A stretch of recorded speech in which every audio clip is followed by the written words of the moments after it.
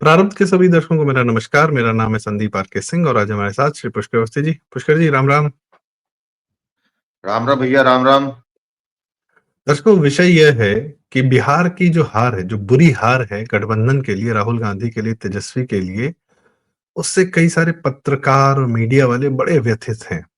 यहाँ तक कि वो रो रहे हैं और आंसू भी दिख रहे हैं उनके। अब वो खुलकर अपनी सारी पीड़ा जाहिर कर रहे हैं, क्योंकि उनकी आखिरी उम्मीद या एक बहुत बड़ा झटका लगा है। न सिर्फ पत्रकार योगेंद्र यादव, अजीत अंजुम, रवीश कुमार इत्यादि अब आपस में लड़ पड़े हैं, भिड़ पड़े हैं। और शायद यह देखना सुखद है। इनका जेल में होना सुखद नहीं था, पर यह जो अपनी ही कैद में, अपनी ही जाल में फंसकर उसी में छटपटा रहे हैं, यह देखना ज्यादा सुखद है। मैं पुष्कर दा से पूछना चाहूंगा, पुष्कर दा, ये जो दिल्ली का दरबार था, जो इस खानदान की सेवा करता रहता था, अब इस खानदान से पीछा छोड़ा रहा है या क्या है इसको तकलीफ? जी। देखिए, ऐसा है कि बिहार चुनाव के जो परिणाम आए और उसके बाद जो है बड़े सार्वजनिक रूप से जो है उन यूट्यूबर या उन पत्रकारों जो जिनके ऊपर जो है ठप्पा कई दशकों से इस बात का लगा है कि वो गांधी परिवार, कांग्रेस या कांग्रेस इकोसिस्टम के प्रतिभाशाली सिपाही हैं, उनको आप जो है कांग्रेस पे, विशेषतः राहुल गांधी पे कटाक्ष करते हुए या आपस में कह सकते हैं कि आपस में ही जो है एक दूसरे को ऊपर जो है आलोचनात्मक प्रहार करते हुए देख रहे हैं। ये एक परसेप्शन भले के तौर पे आपको ये लगे कि ये जो है जो कर रहे हैं वो इसलिए कर रहे हैं कि वो अपना दामन छुड़ाना चाहते हैं, गांधी परिवार या कांग्रेस इकोसिस्टम से निकल बाहर आना चाहते हैं, इसलिए जो है अ, इतने आलोचनात्मक और रूप से जो है कटाक्ष किए जा रहे हैं। मेरा अपना मानना है कि ऐसा कुछ भी नहीं। जो आप जो देख रहे हैं वो वस्तुतः उनकी खुद की छटपटाहट है। ये एक अब जितनी भी लोगों ने बातें की हैं वो अपने घुमा फिरा कर जो है वो इसी बात पे जो भी लुब्बे लुभाब निकलता है उनकी बातों को ये निकलता है कि वो बिहार में थे, बड़ी मेहनत की उन्होंने, बड़ा जो है जनता से बात की और वहाँ पे जो है ये कहीं न कहीं स्वीकार करते हुए दिखे कि उनको ये आइडिया था। उनको जनता से बात करके उनको ये एहसास हो रहा था कि महागठबंधन जो है, जिस तरीके से वो चाहते हैं कि वो सशक्त हो, जिस तरीके से वो चाहते हैं कि राहुल गांधी दोबारा जो है फुट पे आएँ, वो होता हुआ दिख रहा था, लेकिन उनकी जो है वैचारिक मजबूरी कह लीजिए या उनका जो है मॉनेटरी बेनिफिट की मजबूरी समझ लीजिए कि वो जो है अपने पूरे चुनाव के दौरान जो है ये बार-बार कहते रहे और बताते रहे कि जो है तेजस्वी आ रहा, तेजस्वी आ रहा, तेजस्वी आ रहा। अब जो छटपटाहट ये है कि उनको ये मालूम है कि पूरे 1 डेढ़ महीना जो उन्होंने लगाया जनता के बीच में या कुछ चुनाव को बड़ा गहराई में देखा, तो उनको ये महसूस हो रहा था कि जो है कांग्रेस की तरफ से वो चुनाव लड़ा ही नहीं जा रहा था जिसकी ये अपेक्षा कर रहे हैं। वो जो है कंपैरिज़न कर रहे हैं। आप जितने देखिए आज जितने लोग बात कर रहे हैं ना, सब कंपेयर कर रहे हैं। क्या कंपेयर कर रहे हैं? कि बीजेपी ने किस तरह चुनाव लड़ा, बीजेपी ने किस तरीके से अपने गठबंधन को, एनडीए के, उसको लेके किस तरीके से वो जो है एक एज़ अ टीम लड़ी और वहीं पे जो है महागठबंधन में जो है क्लियर कट जो है फूट, लड़ाई, सिंस द डे कि बहस, जब से जो बाताबाती है सब। राहुल गांधी ने जो है वोट चोरी का जो है अपनी यात्रा निकाली, एसआईआर के विरुद्ध जो है उन्होंने बिगुल बजाया, तब से किस तरह लड़ रही थी और किस तरीके से आरजेडी लड़ रही थी। फिर उसके बाद आरजेडी की तरफ से जिस तरीके से प्रचार हो रहा था, आरजेडी की तरफ से जिस तरह उनके प्रवक्ता जो है मुख्य मीडिया पे आके बात कर रहे थे, उसपे बड़ी आलोचनात्मक जो है उनकी टिप्पणी हो रही। तो वस्तुतः ये उनकी जो उनका अनुभव है राजनीतिक, उसपे इनको ये स्वीकार करना पड़ रहा है कि पिछले 11 महीने में जो है सॉरी 11 वर्षों से जो मोदी जी की सरकार यहाँ रही है, बीजेपी सरकार रही है, उन्होंने चुनाव सरकार चलाने से लेके चुनाव लड़ना और चुनाव की राजनीति करना, जिस तरीके से उन्होंने अपनी जो क्षमता दिखाई है, उसमें जो है कहीं विपक्ष जो है बहुत पीछे छूट गया है। तो ये जो है उनका जो है एक दर्द है कि वो शायद उन्होंने व्यक्तिगत तौर पे जो है ऑफ द कैमरा जो है विपक्षी दलों को या स्वयं कांग्रेस को ये बताने की चेष्टा की हो कि क्या-क्या गलतियाँ कर रहे हैं, लेकिन उनके हिसाब से कांग्रेस जो है अपनी गलतियों से सीखना नहीं चाहती है और ना सीखा उन्होंने, और जिस तरीके का चुनाव प्रबंधन वो चाहते थे, ये यूट्यूबर या होता हुआ देख रहे थे, वो विपक्ष करने में असमर्थ रही। सो कॉल्ड सो कि इंडियन एक्सप्रेस के एक मैं नाम भूल रहा हूँ पलसीकर, सुभाष पलसीकर। हाँ, यस, उनके जो है लेख की बड़ी बात हो रही है क्योंकि ध्रुव ये माना जाता क्या वो है भी वो ध्रुव मोदी विरोधी हैं। उसके बाद भी जो है उनका एक लोबो-लोबाब यही था कि द अपोजिशन इज़ डेड, विपक्ष मर चुका है और नया विपक्ष नहीं है। ये एक और बड़ी भयावह स्थिति इन सबको लगती है।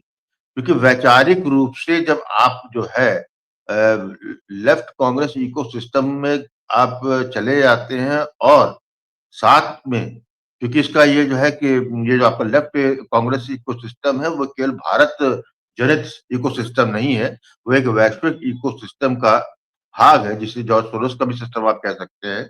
वहाँ पर एक बार जब एंट्री हो जाती है, तो आप जो है इतने कॉम्प्रोमाइज़ ऑलरेडी हो चुके होते हैं कि आप उस परिधि से बाहर आ ही नहीं सकते। तो आज उनकी छटपटाहट ये है कि वो जो है एक्यूज़ कर रहे हैं राहुल गांधी को और कांग्रेस को और विपक्ष को कि तुमने जो है हम तो डूबे हैं सनम तुमको भी डूबेंगे। तो ये सब यूट्यूबर जो है जिनकी जो है सारी पत्रकारिता यूट्यूब पे तक जी, सीमित रह गई जी, है, जो कभी जी, जो है एक ज़माने में 11 साल पहले या और उसके बाद तक भी जो है कुछ लोग जो है टीवी और मेन मीडिया के प्रमुख स्तंभ थे और वो जो है नैरेटिव सेट करते थे, जनता उसको मानते हुए उनके नैरेटिव के अनुसार जो है दलों को चुनती थी, अपना नेता चुनती थी, वो चीज़ ध्वस्त हो चुकी है। आज वो जो जी, है यूट्यूब में भले कितनी कमाई कर रहा हो, कितने उनके व्यू आ रहे हैं, क्योंकि उनका एक व्यू उनके उनको देखने के लिए या उनको सुनने के लिए एक भारत में वर्ग है। वो वर्ग जो है 1947 से ही तैयार आपका। तो वो जो है सपने में और दिन-रात जो है वो इसी कामना में ही जी रहा है कि अ, एक राष्ट्रवादी सरकार जो बनी है, एक जो सनातनी सरकार बनी है, एक हिंदुत्ववादी सरकार बनी है, उसका जो है एक ना एक दिन अंत होगा। आज आज इस वो जब शाम को सोने जाते हैं तो इसी अभिलाषा में सोते हैं, सपना देखते हैं तो वो यही देखते हैं, सुबह उठते हैं और इसी आशा से उठते हैं कि आज कुछ ऐसी कोई खबर आएगी या कुछ सुनने को जी, मिलेगा, जिससे जो है निकट भविष्य में मोदी हुँ, सरकार जाते हुए स्पष्ट रूप से दिख रही है। तो जैसे होता है ना कि अंधे को हरियाली में सब कुछ वो सूखे सावन में के भी अंधे को हरियाली हरा ही दिखती हरा है। दिखता है। तो वो जो है वो हरा ही हरा देखना चाहते हैं। तो हरा जी, वाला जो है वो इनको व्यू देता है और उसके बाद जो है कि वो हरे का ही बात नहीं है।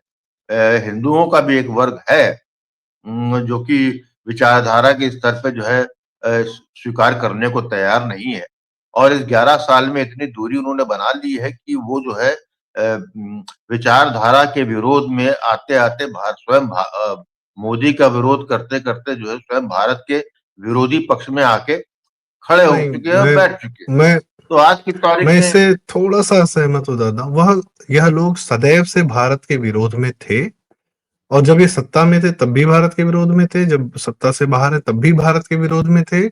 इसीलिए इनको एक कोई इंसान हो, इनको आरएसएस से क्या इश्यू है, इनको मोदी से क्या इश्यू है, शाह से क्या इश्यू है, हिमंत बिश्व शर्मा से, या आपके किसी अनुपम खेर से भी इनको दिक्कत है। क्योंकि जो भारत की बात करता है, हर उस इंसान से इनको समस्या है, दिक्कत है। जो इन्होंने एक सेकुलरिज्म का, समाजवाद का एक जो चादर ओढ़ा रखी थी, हिंदुओं को भ्रमित कर रखा था, वह टूटता हुआ इनको अपनी आंख के सामने दिख रहा है। जीवन भर की मेहनत कि हमने यह भारत को विश्वास दिला दिया था कि एक ही परिवार रूल कर सकता है और अलग-अलग स्टेट्स में भी अलग-अलग परिवार रूल कर सकते हैं। ये सारे भ्रम जो इन्होंने भारत को ओढ़ा रखे थे, ये सब इनके जीवन में, इनके आँख के सामने टूटते हुए, ध्वस्त होते हुए दिख रहे हैं।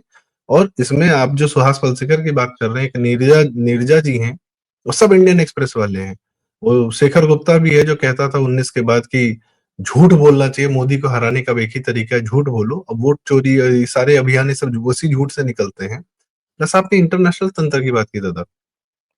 अभी ये ट्विटर जो यहाँ कि पर एक एक्स मैं हो गया क्लियर है, बात को थोड़ा एक क्लेरिफाई करना चाहूँगा संदीप। जी, मैं इसको स्वीकार नहीं कर पाता हूँ कि ये सदैव से ही भारत के विरुद्ध थे। ये मैं इसको स्वीकार इसलिए नहीं करता हूँ कि आज आज अब 2014 के बाद अब भारत की परिभाषा अब अलग तरीके से कर रहे हैं। मतलब स्वयं जो है आपने 2014 में सरकार इसलिए चुनी क्योंकि आपको भारत की परिभाषा बदलनी थी। इससे पहले इंडिया था। तो ये इंडिया विरोधी नहीं थे, क्योंकि इनकी कंडीशनिंग, इनका जो है आप कह सकते हैं इनकी जो ग्रोथ है या जो उनका जो है बौद्धिकता है, वो जो है एक सेट माइंडसेट पे ही की गई थी। वो सारे भारत की स्थिति, भारत में जो पहले विपक्ष हमारा था, जो विपक्षी कांग्रेस के विरुद्ध था, वो ऐसा उसको नहीं कह सकते हम, क्योंकि उसी में वही नहीं वह एक विपक्ष वर्ग है, जो पहले कांग्रेस जी, को विरुद्ध था, वही आज जो है भारतीय जनता पार्टी या मोदी के विरुद्ध है। तो ये नहीं कह सकते हम पूर्णतः जो है, एक होता है विचारधारा की, एक होती है, उसको आप नहीं आप स्वीकार करें या ना करें, वो अलग बात है। लेकिन नैरेटिव गढ़ने वाले जो होते हैं, वो तो कॉम्प्रोमाइज़ मान भी लिया हमने। नहीं लेकिन उनको एक ऑडियंस मिलती है। बिल्कुल उनको मैं उनका एक उनके पक्ष में एक है, क्योंकि वो इसलिए जिंदा है क्योंकि वो जो सोचते हैं वैसा सोचने वाला सामने लिख रहा है या बोल रहा है, और जी, क्योंकि उसकी सामाजिक प्रतिष्ठा है, समाज में स्थापित है, राजनीतिक प्रश्न है, तो उसकी क्रेडिबिलिटी क्रेडिबल चीज हो जाती है। वो चीज एक टूटी है, इसीलिए जो है वो लोग उसमें से कुछ लोग जो है कह सकते हैं निष्प्राण हो गए, कुछ लोग तटस्थ हो गए, और कुछ लोग जो है उन्होंने खेमा ही बदल लिया, वो जो है विरोध में आकर जो है भारत के विरुद्ध ही खड़े हो गए। भाई सवाल इस मैं इन बात लोगों का है कि यदि जिस पे मैं आशा लगाए हैं राहुल गांधी हुँ, या कांग्रेस, आपने हुँ, 2014 से लेके जो है 2025 आते इस यात्रा में आपने जो है स्वयं हुँ, राहुल गांधी को, स्वयं सोनिया गांधी को, स्वयं कांग्रेस को आपने जो है हिंदुत्व, हिंदू के विरुद्ध जाते-जाते जो है मोदी से पहले ही था विरोध उनका। उन्होंने स्पष्टता जो है पिछले 4-5 सालों में सार्वजनिक रूप से भारत के विरुद्ध हो गए। पहले सार्वजनिक नहीं था। पहले जो है जो बात होती थी उसपे तथ्यात्मक रूप से बात होती थी। उस वो चाहे अर्धसत्य ही क्यों ना हो, होता था। लेकिन अब जो है इस मुगालते को भी उन्होंने जो है कह सकते हैं उस चादर को भी हटा दिया है, और उसके बाद भी जो है उसको स्वीकार करने वाले लोग यहाँ पर हैं। तो ये मेरा कहना है इसके अंदर। जी, इसीलिए जो है जो मैं आज जो रोना-गाना मचा है संदीप, वो इसीलिए मना म मचा है कि उन्होंने ये सब कुछ करते हुए देख लिया। ब हो सकता है कुछ लोग अनमने भाव से विवशता में अब तक आगे बढ़ते रहे, यहाँ तक पहुँचे। तो अब एक होता है ना कि आप जो है रास्ते पे निकले हैं और एक मोड़ पे आप ठिठक जाते हैं जब आपको रास्ता नहीं दिखता है।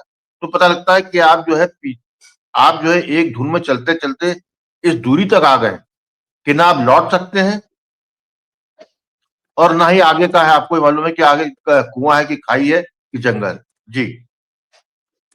मैं ये कह रहा था दादा, एक इन लोग का हम अगर रेफरेंस देना चाहें, तो पाकिस्तान के जो जनरल है, आर्मी है, ब्यूरोक्रेसी है, जिसने पाकिस्तान को एज़ अ रिसोर्स समझकर उससे लूटती जा रही है, निकालती जा रही है और अपने लिए कनाडा, दुबई, लंदन इत्यादि-इत्यादि में, अपने लिए यूएस में बनाती जा रही है। यह भी वही वर्ग था हमारे भारत का। यह पत्रकार वर्ग, यह मीडिया, यह दिल्ली वाला जो पूरा वर्ग था, लुटियंस वाला, ये वही लोग थे, जिनके लिए भारत सिर्फ एक ऐसा रिसोर्स था कि इसको बेचते रहो, निकालते रहो, बेचते रहो। और भारत में चाहे लोगों का कन्वर्जन हो, चाहे यहाँ की रिसोर्सेज किसी और चाइना के हाथ में चली जाए, कुछ भी हो, यहाँ की जनता को ना मिले। तो यह सत्ता में रहकर भी भारत ही बेच रहे थे। ऑफ कोर्स ये लोग इंडिया ही प्रो इंडिया थे, और पर इनके लिए भारत एक पूर्ण रूप से रिसोर्स था, जहां जहां जाहिर सी बात है पत्रकारों ने मंत्रालयों की दलाली कराई है। और आज भी उस राडिया टेप को ध्यान से सुनने की आवश्यकता है, क्योंकि उसके कुछ उसमें लिए हुए कुछ नाम आज भी मेन स्ट्रीम मीडिया पे एंकरिंग कर रहे हैं बैठे हुए। खैर वो एक अलग कहानी। मैं बस ये कह रहा था कि इन्होंने जो एक भ्रमजाल फैलाया था वह टूट रहा है, और इनका बुढ़ापा खराब हो गया है। जो आप कहते हैं कि बुढ़ापा खराब हो रहा है, इनको अपना बुढ़ापा खराब दिख रहा है कि जीवन भर की मेहनत ध्वस्त होती हुई दिख रही है। भारत को इन्होंने कभी हिंदू नहीं बनाया, और सबसे बड़ी बात, ये जो एक तरफा संवाद इनका था, उस पर बहुत बड़ी चोट लगी है। अब वो एक तरफा संवाद नहीं है, इनका सारा ताकत यह था कि ये सिर्फ यही बोलते थे, यही लिखते थे, इन्हीं को पढ़ा जाता था, इन्हीं की पब्लिशिंग होती थी, यही छपते थे, यही फिल्मों में काम करते थे, यही दिखाते थे। भाई आर्ट बॉलीवुड में जो है, हिंदी फिल्म इंडस्ट्री में मनमोहन देसाई इत्यादि सेकुलरिज्म, सॉफ्ट सेकुलरिज्म परोस रहे थे, और हार्ड नक्सलियों की बातें कौन कर रहा था? गोविंद निहलानी, श्याम बेनेगल इत्यादि इत्यादि। पार्टी फिल्म निशान द्रोकाली इत्यादि सब बना के जातिवाद फैल। तो यह दो धूरी पर थे। पर जैसे ही 2009 में इन्होंने क्या किया, इनको लगा कि हमने भाजपा निपटा दी, और भाजपा कभी आएगी नहीं सत्ता में, आडवाणी जी को निपटा कर ये समझ गए। अब इनका यह था कि अब हमको कांग्रेस को भी साइड करना है, और हमको एक्सट्रीम लेफ्ट में आ जाना चाहिए। यह इनका पूर्ण रूप से प्रयास था। पर उस प्रक्रिया में इन्होंने स्वयं कांग्रेस को ध्वस्त किया, और अब इनको तकलीफ ये है। अब योगेंद्र यादव क्या कर रहा था? एनएसी का सदस्य था, लेकिन केजरीवाल के साथ चला गया था, और सोनिया गांधी के ही जितने भ्रष्टाचार थे उनको गिना रहा था। पर आज वापस जो है कांग्रेस के बगल में आके खड़ा हुआ, क्योंकि अरविंद केजरीवाल भी खत्म है, आम आदमी पार्टी भी खत्म है। तो रहे तो अब फंडिंग बाहर से आती है। यही मैं कह रहा था, ट्विटर पे अभी अभी यह फीचर लागू हुआ कि आप जो भी हैंडल है, जो भी ट्वीट कर रहा है, प्रमोट कर रहा है, उसके वो किस कंट्री से ओरिजिनेटेड है। तो अब वह पता चल रहा है कि भारत में जितने जातिवाद की लड़ाई लड़ रहे हैं, सवर्ण और अम्बेडकरवादी और इत्यादि इत्यादि, और एंटी मोदी एंटी भारत जो बातें कर रहे हैं, यहाँ के बनकर पता चला अमेरिका में बैठे हुए हैं, पाकिस्तान में बैठे हुए, बांग्लादेश में, वहां से ट्वीट कर रहे हैं, वहां के लोग ट्वीट कर रहे हैं। भारत का नैरेटिव वॉर में इनका बड़ा इंटरेस्ट है, और ये भारत में ही आपस में लड़ाए जा रहे हैं, और हम इन्हें पढ़ रहे हैं, हमें लग रहा है अरे भारत का हिंदू लड़ रहा है। नहीं, ये पाकिस्तानी, बांग्लादेशी, ये सब मुसलमान बैठ के ट्विटर वॉर लड़ रहे हैं, और फंडिंग ऑफ कोर्स इनकी यूएस से आ रही है, यूएस में बैठे हुए। सबसे बड़ा उदाहरण वो मोहम्मद जुबैर का ऑल्ट न्यूज, फैक्ट चेकिंग के नाम पे उसको बनाए, वो चल रहा है यूएस से। हमें लगता है जुबैर चला रहा है, और जुबैर को क्या कहते हैं, जब यूपी पुलिस पकड़ती है तो उसको चंद्रचूड़ जी जो है जमानत दे देते हैं। तो यह तंत्र धीरे धीरे धीरे धीरे जो टूट रहा है, और इन पत्र भाई शर्जील इमाम को छुड़ा नहीं पा रहे हैं, उसको उमर खालिद को नहीं छोड़ा पा रहे हैं, रो रहे हैं कि हाय वो छूट नहीं रहा, हाय बम नहीं फट रहे। तो यह इन पत्रकारों का जो पीड़ा है, और इनको सबसे बड़ी बात दादा मुझे ऐसा लगता है, आखिरी में आपसे क्लोजिंग कमेंट चाहूंगा, इनकी आशा खत्म हो गई है क्या? क्योंकि जिसमें इन्होंने अपना पूरा जीवन इन्वेस्ट कर रहा था, राहुल गांधी में, वह खुद किसी काम का नहीं निकला, वह इनको संभाल नहीं पा रहा, ये उसकी मदद करना चाह रहे हैं, कर नहीं पा रहे हैं। और शायद इनको भविष्य में ऐसा कोई नेतृत्व भी नहीं दिख रहा जिसके पीछे जाके खड़े हो जाए। एक केजरीवाल दिखा था, तो वह भी कहीं हाइबरनेशन में जाके पड़ा हुआ है। आशा नहीं है इनको दिख रही कहीं, एंड मतलब हाँ, light at the end of the tunnel. जी। इस पे मैं यही कहूंगा कि जो वही फिर घूम फिर के मैं उसी लेख पे आऊंगा जो इंडियन एक्सप्रेस में छपा है कि भारत में विपक्ष मर चुका है और कोई अल्टरनेटिव विपक्ष नहीं है। ये एक बड़ी गंभीर समस्या हमारे आपके सामने केवल उनकी ही नहीं है जो विपक्ष के लिए कामना करते हैं, उनकी माला जपते हैं। ये समस्या हमारे आपकी भी है।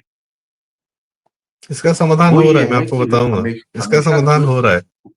एक छोटा सा वक्तव्य बता आया रहा है हूँ एक इंसान का। जी। कि जब आपके यहाँ कोई नेता निकलता है क्योंकि आपके यहाँ जब 2 ही तरीके थे नेता बनने के।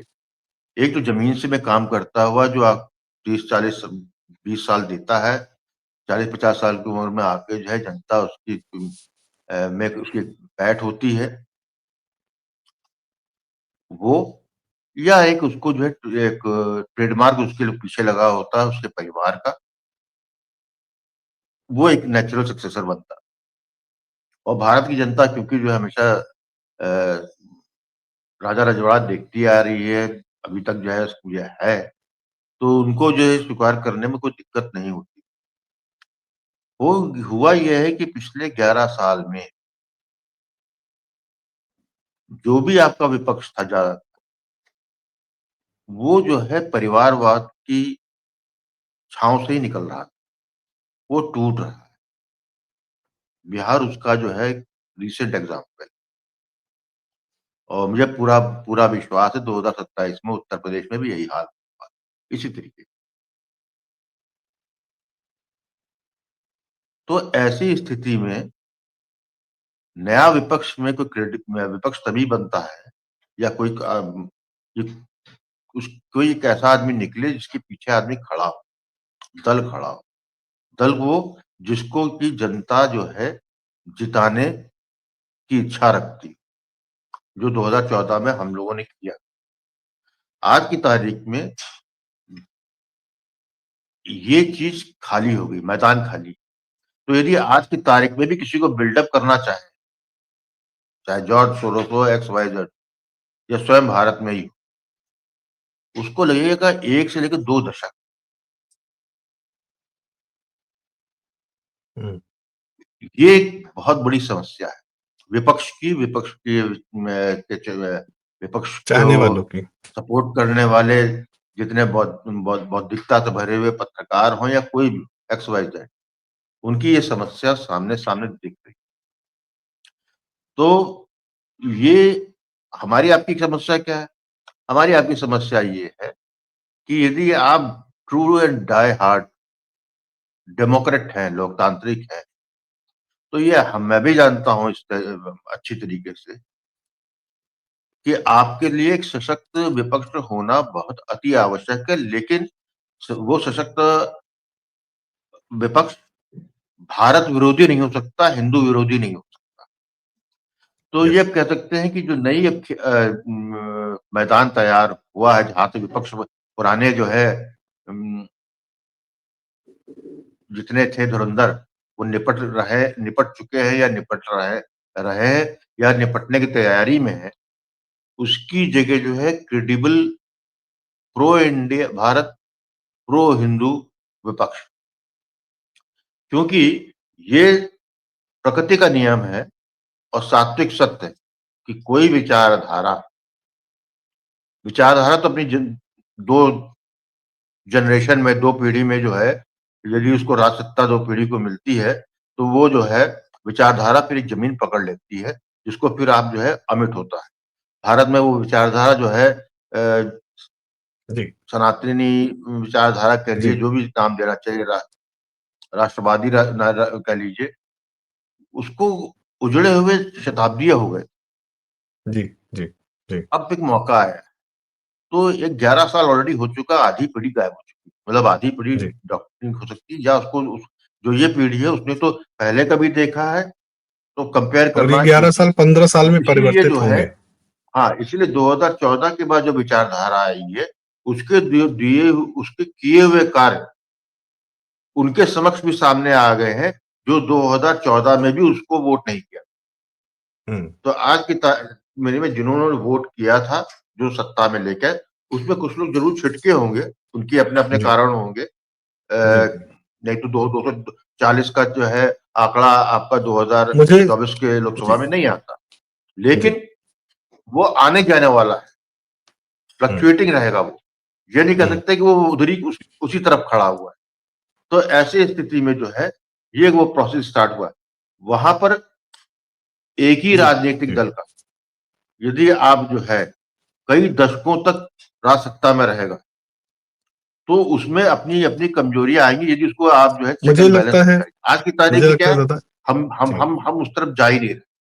क्योंकि अभी जी। तो हमें प्रतिस्थापित होना, सनातन की स्थापना होनी है। इसलिए जी। आज की तारीख में 50 का 100 खून माफ है, मेरी हुँ। दृष्टि में। लेकिन और ये ये लग्ज़री प्रक्रिया जो है 10 साल 25-50 बाद साल नहीं तक होगी। चलेगी। मैं बस ये मुझे लगता है ये एक ऐसा म विषय है जो मैं ये कह रहा भारत हूँ का नया कि ये विपक्ष लग्ज़री एक जो ये आज नया है, विषय है। जी। ये जो लग्ज़री है, ये लग्ज़री 10 साल बाद जो है भारतीय जनता पार्टी को उपलब्ध नहीं होगी, क्योंकि जी। उस वक़्त जो उसका वोटर होगा, वो 2014 सब कुछ होते हुए देख रहा है। ये मेरा जी। कहने का मतलब है, जी, जी। पूरी बात चीज़ों में। बिल्कुल सही है। यह लग्ज़री नीतीश जी को भी 2030 में नहीं उपलब्ध होगी कि पहले क्या था। और भारत का नया विपक्ष एक ये नया विषय है, इस पर अलग से चर्चा की जाएगी। इसमें बस मैं कंक्लूडिंग रिमार्क ये कह दूँ कि मोहन भागवत जी ने कुछ दिन पहले वक्तव्य दिया है कि उनसे पूछा गया कि आपका भाजपा को ही इतना समर्थन क्यों मिलता है, आरएसएस का, संघ को? तो उन्होंने कहा कि स्वयंसेवक किसी भी पार्टी में जाना चाहता है, कोई पार्टी लेने को तैयार नहीं थी। सिर्फ भाजपा ने ही संघ के स्वयंसेवक को आत्मसात किया। जो पार्टी लेना चाहेगी, वहाँ स्वयंसेवक जाए, हम तो कभी किसी को रोकते नहीं।